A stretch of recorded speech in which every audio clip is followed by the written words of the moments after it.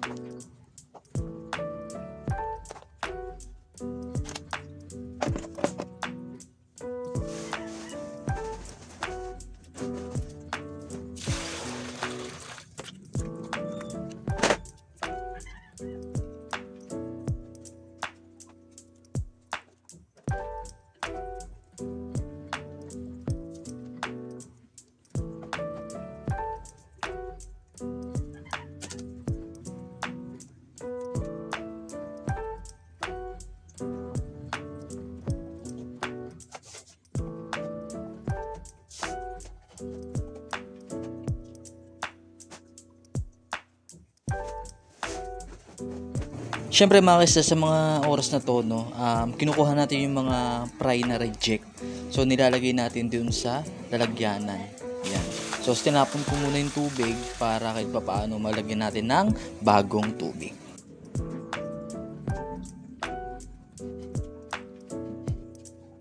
Siyempre sa mga oras na to, no, ako'y nananakit na ang aking mga paa, pati aking mga bewang.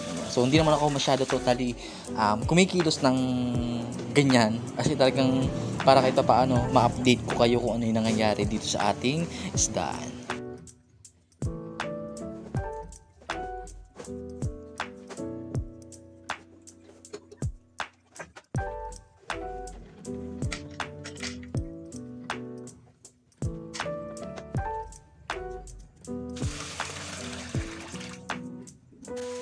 Sa mga oras na ito mga kaisda, kinukuskus ko maigi yung bagong lalagyan natin. So, sineset up ko siya. Pinag-isipan ko kung maganda ba, no? Kahit pa paano. So, ayan. At yun, sinulan ko ulit na kunin yung mga ABT. Ayan. Na mga may buntis na, no? So, ilalagay yan natin sa cube na aquarium.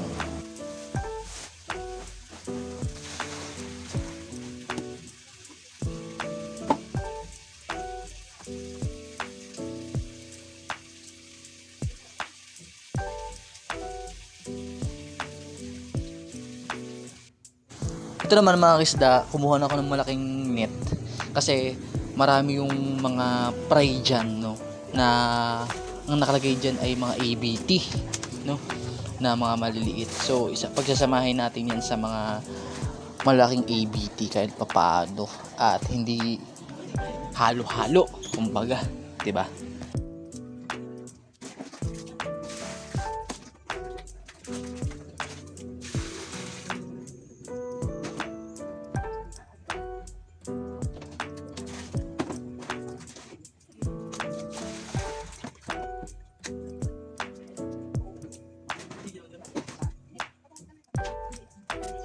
Tapos mga kasta, yung ating mga storage box dito na nilinis ay nilagyan natin ng panibagong tubig.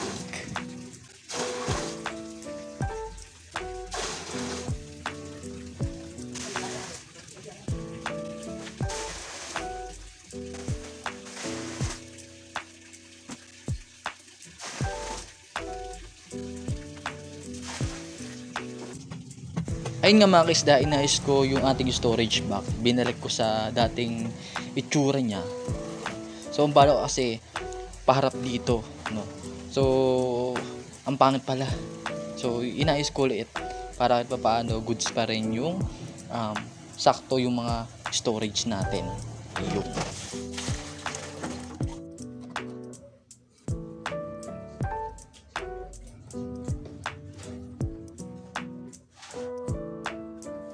Ngayon naman mga kisda, kinukuha yung mga double sword. Ayan. Mga double sword natin na male at female. So, nilagay ko muna dyan para kahit pa paano hindi tumalon-talon. No? So, ito mga kisda. Ayan. Goods pa naman niya. Itong ABT. So, dyan natin nilagay yung ating mga double sword. Ito. Nasa net. Kahit pa paano, marami-rami naman din eh. So yan, pararamihin natin yan mga kaisda.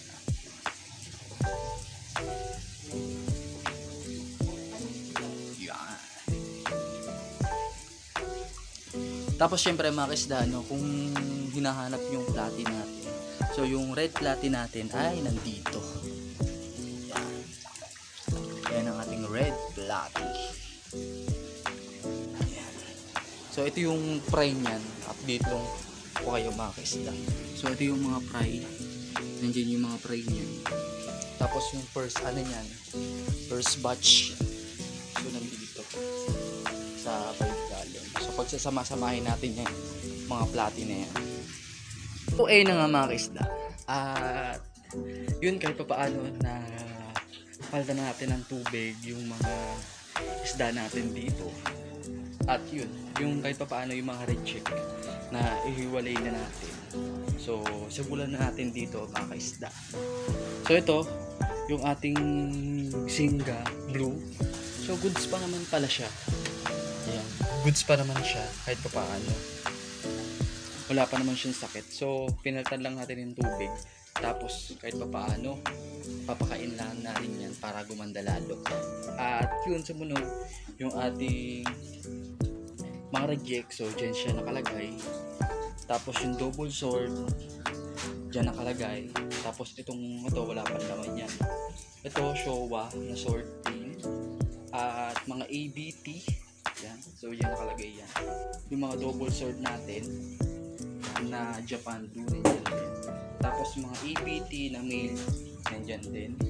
At ating mga red platy yan, so dyan nakalagay. So ito mga kisda, hindi natin binago yan dahil dyan nakalagay yung ating magnet. Tapos yung mga fry na nandito, mga double sword, so dyan nakalagay. Yung double sword nandito rin, yung double sword ng mga female. Tapos ito hindi natin ginalaw yan kasi may dyan, may mga project ako na i-select. No? So dyan nakalagay yung sa ating balde. Tapos dito sa ating cube, so dyan natin nakalagay yung mga ABT pati yung mga HBB na buntis. So itong HBB natin yan, so dyan siya nakalagay yung ating HBB. Yung ABT, so dyan nakalagay yung ating mga ABT mga female. Tapos ito mga double sword na project natin kasi ang ganda ng migil nito, ang cute. ng male niya. So ito mga ABT na hindi goods ko ito pa. May mga sakit kumbaga. So dyan sila nakalagay. Kina-quarantine ko muna. So yung mga pride na nandito ay dun natin nilagay. Yan, dun sa 5 gallon tank na yan. Yung mga platy yun yung mga platy. Tapos yung mga double sword na mga pride. So dito natin nilagay. Kaya malawak naman nalalagyan yan mga guys. So kahit pa paano, goods naman lahat na. At natapos natin yung pag-aayos tapos yung pagpapalit ng tubig dito sa ating mga gapis. So update ko kayo sa mga susunod natin. Bali ito, paayusin natin yan, no? So update ko kayo dyan mga kaisda. Yun lang, maraming salamat sa inyo.